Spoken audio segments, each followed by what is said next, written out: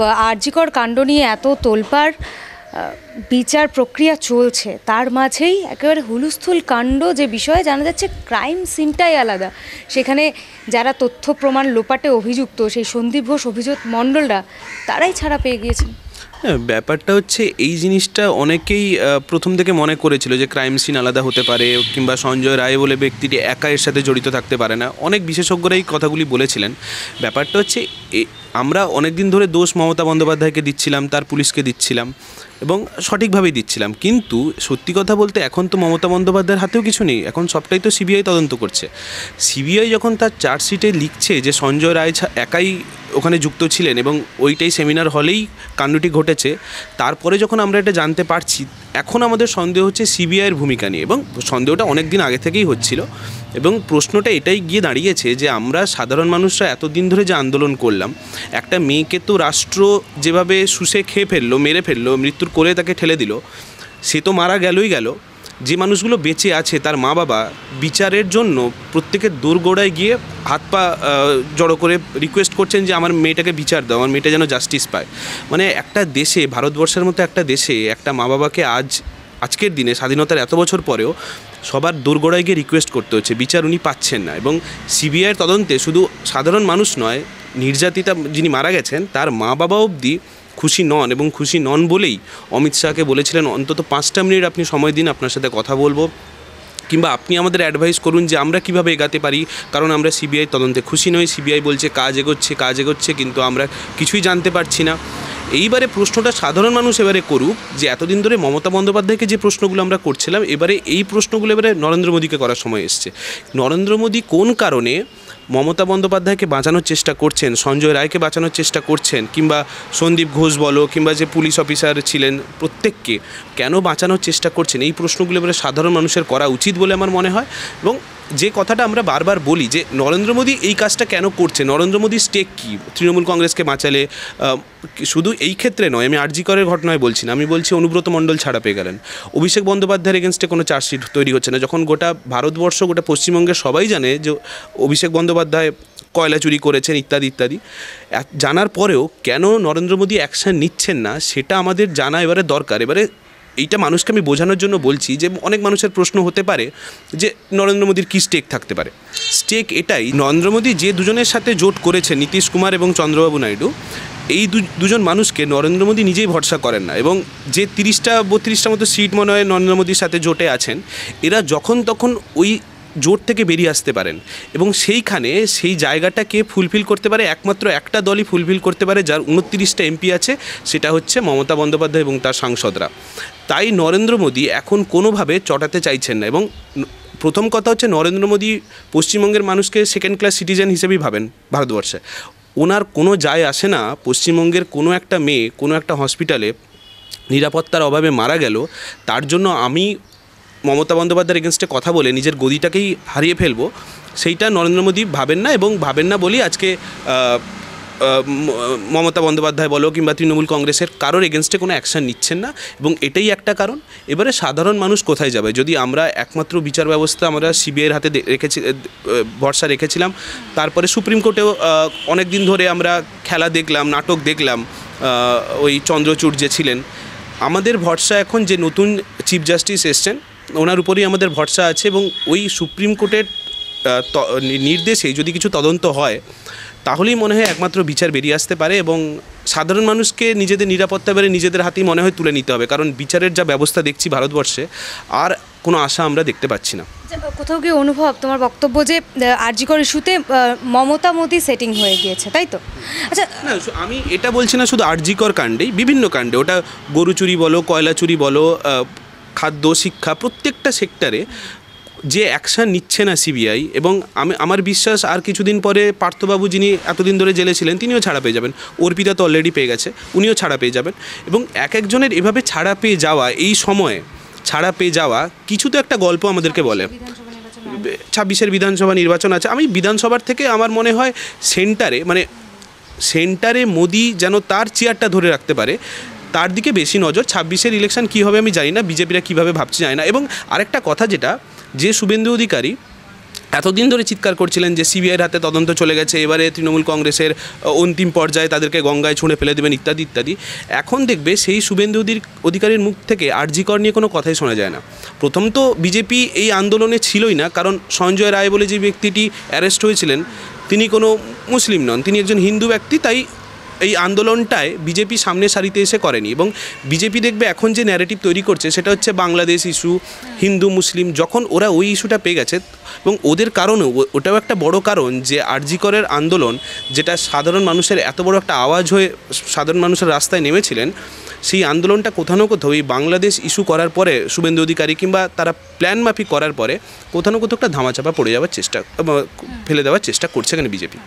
এই আরজিকর ইস্যু নিয়ে যখন মমতা মোদির সেটিং, এই আওয়াজটা কোথাও গিয়ে একটা বাম মহল থেকে উঠছে, অনেকেই কিন্তু অনেক মমতা মোদি সেটিং আর কে বলবে বামেরা ছাড়া, হ্যাঁ সাধারণ মানুষের মধ্যে থেকে আবার অনেকে বলছে আসলে 3 দলের সেটিং হয়েছে। কারণ বৃন্দা গ্রোভার, যিনি নির্যাতিতা পরিবারের আইনজীবী ছিলেন, তিনি সরে এলেন। বৃন্দা করাত কি এটার উত্তর দেবেন যে বৃন্দা গ্রোভার কেন সরে এলেন? আসলে 3 দলের সেটিং হয়েছে সাধারণ মহল থেকে অনেকেই কিন্তু বলছে। বৃন্দা, আমি যতটা শুনেছিলাম, আমি এটা ব্যাপারে পুরোপুরি জানি না, আমি যতটা পড়েছিলাম একটা জায়গায় যে নির্যাতিতার মা বাবা যেভাবে চাইছিলেন বা অন্য বাইরের থেকে কিছু অ্যাটেম্প্ট করা হচ্ছিল যে এইভাবে মানে কোর্টের কেসটাকে এইভাবে হ্যান্ডেল করা উচিত, সেটা কোথাও না কোথাও হয়তো বৃন্দা গ্রোভার পছন্দ করেননি, তাই উনি সরেছেন। এবং বৃন্দা গ্রোভার সরে এলে ভারতবর্ষে আরও অনেক বড় বড় উকিলরা আছেন যারা নির্যাতিতার মানে আরজি করের যিনি তিলোত্তমা আছেন তার হয়ে কেসটা লড়তে পারেন। শুধু বৃন্দা গ্রোভার একাই জিতিয়ে দিতে পারেন, বাকি কেউ জাস্টিস দিতে পারেন এমন তো নয়।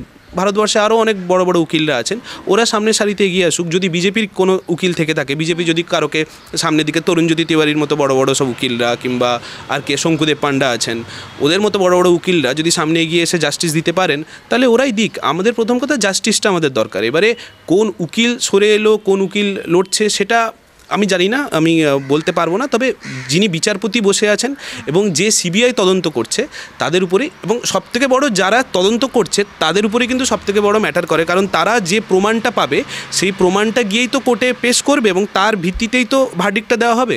তারাই যদি পেশ না করে প্রমাণগুলো, তো তারাই যদি লুকানোর চেষ্টা করে তাহলে জাস্টিস পাবে না, এটি স্বাভাবিক। আচ্ছা, আরেকটা বিষয়, এই যে বাংলার মানুষের কোথাও গিয়ে এই যে দুর্নীতি দেখতে দেখতে, অন্যায় সহ্য করতে করতে সয়ে গেছে কি নাকি হতাশা কাজ করছে? কোথাও গিয়ে আমরা সেপ্টেম্বরে যে চিত্র বাংলার বুকে দেখলাম, বিচার চেয়ে পথে মানুষ নেমেছে, প্রচুর মানুষ। এখন কোথাও গিয়ে আবার এই ডিসেম্বরের শহরে সবাই আবার একটা উৎসবের মেজাজে। আমি যদি বলি আন্দোলনটা একটু নেতিয়ে পড়েছে, মানে পড়েনি আমি যদি বলি তাহলে আমি মিথ্যে কথা বলবো। হ্যাঁ, একটু তো কোথাও না কোথাও আন্দোলনটা একটু ধামাচাপা দেওয়ার চেষ্টা অনেক জায়গা থেকে হয়েছে, এবং সেক্ষেত্রে সাধারণ মানুষ একদম যে রাস্তায় নেই সেটাও বলা যায় না। আমরা যখন এখানে বসে ইন্টারভিউটা করছি, শিয়ালদা চত্বরে এখন 10,000 মানুষের এখন রাস্তায় মিছিলে ওরা হাঁটছে, উই ওয়ান্ট জাস্টিস বলে। সেই খবরটাও আমাদেরকে বলতে হবে। আজকের দিনে এই ডিসেম্বরের শহরেই ঘটনাটি ঘটছে, এবং এই উৎসবের মেজাজেই, উৎসবে থেকেই যেমন আমরা দুর্গাপুজোতেও মেতেছিলাম, উৎসবে থেকেই আমরা আন্দোলন করেছিলাম, তেমনি ডিসেম্বরে যে উৎসবগুলো সামনে আসছে কিংবা পেরিয়ে গেছে সেগুলোতেও সাধারণ মানুষ একইভাবে সামনে আসছে। এবারে ব্যাপারটা হচ্ছে সাধারণ মানুষ এতদিন ধরে সিবিআইয়ের উপরে ভরসা রেখেছিল, কিন্তু এখন যখন দেখছে যে সিবিআইও কোথাও না কোথাও এইটা লুকানোর চেষ্টা করেছে, যে সেমিনার হলেই ঘটনাটা ঘটেছে, এই মিথ্যাচারগুলো মানুষের সামনে তুলে এনেছে, এবং সেটা এখন যখন প্রমাণিত হচ্ছে না সিবিআইও মিথ্যা কথা বলেছে, আমাদেরকে ঠকানোর চেষ্টা করেছে, যতটা মমতা বন্দ্যোপাধ্যায় ঠকানোর চেষ্টা করেছে ততটা নরেন্দ্র মোদীর সিবিআইও ঠকানোর চেষ্টা করছে, তখন সাধারণ মানুষ আবার নতুন করে রাস্তায় নেমেছে, এবং আজকে 10,000 মানুষের মিছিলটাই তার সবচেয়ে বড় প্রমাণ। আচ্ছা, কোথাও গিয়ে আমি যেমন বলছিলাম যে বাংলার মানুষ কোথাও গিয়ে কি একটা সহ্যশীল হয়ে যাচ্ছে দিন দিন, কোথাও গিয়ে হতাশা কাজ করছে। তুমি কীরকম বোধ করো বাংলায় থাকতে, কতটা নিরাপদ বোধ করো? কারণ বাংলাদেশ ইস্যুও তুমি তুললে, মানে ইদানিংকালে আমরা দেখতে পাচ্ছি ব্যাপক এই যে জঙ্গি ধরা পড়ছে, এই ঘটনাও ভীষণভাবে সামনে আসছে। তো এই রকম পরিস্থিতিতে নিজেকে কতটা নিরাপদ? নিরাপত্তা তো শুধু আজকে এই জঙ্গি আসছে বলে আমি মানে নিরাপদ নই এইটা আমি মনে করছি না। যখন জঙ্গি পশ্চিমবঙ্গে আসতো না কিংবা এই ঘটনাগুলো ঘটতো না, সামনে আসেনি যখন ঘটনাগুলি, তখনও আমি নিরাপদ ছিলাম না। শুধু আমি বলে নই, তুমি একজন মেয়ে হিসেবে দেখো, কেউ নিরাপদ ছিলাম না। আমি বলছি পশ্চিমবঙ্গের ভেতরেই যে জঙ্গিগুলো আছে, যারা একসময় বলেছিলেন 70% মুসলিমরা 30% হিন্দুদের কেটে ভাগীরথীর জলে ভাসিয়ে দেবেন, সেই হুমায়ুন কবিরও একজন জঙ্গি আমার কাছে। যে মমতা বন্দ্যোপাধ্যায় সঞ্জীব রায় সঞ্জয় রায় কিংবা সন্দীপ ঘোষের মতো মানুষদের ধামাচাপা দেওয়ার চেষ্টা করে, তাদেরকে বাঁচিয়ে রাখার, তাদেরকে আগলে রাখার চেষ্টা করে, সেই রাষ্ট্র ব্যবস্থা যেই সিস্টেমটা তৈরি করেছে তারাও আমার কাছে জঙ্গি। আমরা সাধারণ মানুষরা নারীদের নিরাপত্তার জন্য রাস্তায় নেমেছিলাম, যে এবং যারা নিরাপত্তা দিতে ব্যর্থ এবং যে রাজ্য সরকার এইটা বলে যে মেয়েরা রাত্রেবেলা রাস্তায় বেরোতে পারবে না, এরকম একটা সার্কুলার জারি করে, মানে ওদের কাছে রাত্রেবেলা মেয়েরা রাস্তায় বেরোতে পারবে না কিন্তু ধর্ষকরা রাস্তায় ওপেনলি ঘুরে বেড়াতে পারবে, সেই সার্কুলার জারি করা, এরকম একটা সার্কুলার জারি করা মানুষটাই আমার কাছে জঙ্গি।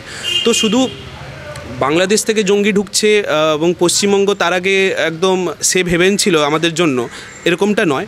এবং এটাও একটা দিক দিয়ে তুমি এটাও ঠিক বলেছো যে জঙ্গি ঢোকাটাও একটা আশঙ্কার ব্যাপার, এবং তার কারণটাও এই মমতা মোদির দিকেই আমি ঠেলে দেবো। কারণ প্রথম কথা, বর্ডারকে সিকিওর করার কাজটা হচ্ছে হোম মিনিস্ট্রি কিংবা সেন্ট্রাল গভর্নমেন্টের, প্রথম কথা তারা ব্যর্থ।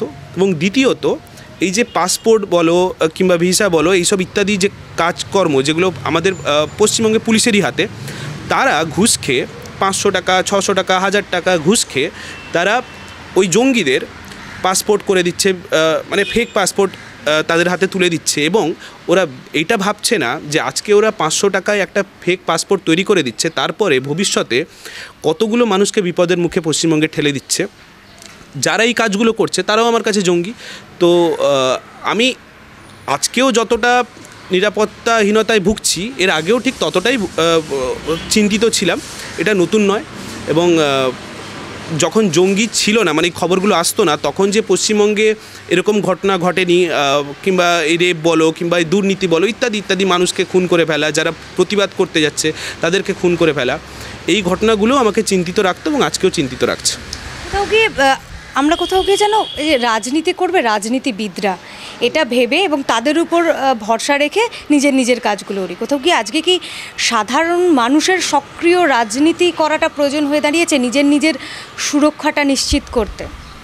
রাজনীতি প্রত্যেকটা ক্ষেত্রেই হয়। সাধারণ মানুষ, আমি সকালে ঘুম থেকে উঠে কোন পেস্টে ব্রাশ করব কিংবা কোন জামা কাপড় পরবো, কোন কিসে ট্রাভেল করে অফিস যাব, সবটাই রাজনীতির উপরে ডিপেন্ড করছে। এবং এটা আমার বিশ্বাস যে পশ্চিমবঙ্গের মানুষরা রাজনীতি নিয়ে অনেকটা কনসাস, তাই ওরা পথে নেমেছিল। সেই সময় আরজি করের যখন আন্দোলন তীব্র হয়েছিল, তখনও তারা রাস্তায় ছিল এবং তাদের জন্যই তীব্র হয়েছিল। কোনো পলিটিক্যাল পার্টি এসে আন্দোলনটাকে বিশ্বে একদম ছড়িয়ে দিতে পারতো না, এটা সাধারণ মানুষ ছাড়া সম্ভব হতো না, এবং সাধারণ মানুষরাই সেটা করে দেখিয়েছেন।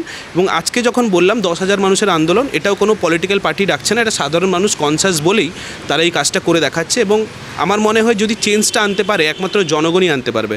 আমরা এতদিন ধরে পুলিশে ভরসা করতাম, সিবিআইতে ভরসা করতাম, কিন্তু এখন মনে হচ্ছে চেঞ্জ যদি আনতে হয়, জনগণ যদি পাশে থাকে, এই পুলিশ বলো, সিবিআই বলো, এই মমতা বন্দ্যোপাধ্যায় বলো, মোদি বলো, কেউ টিকবে না।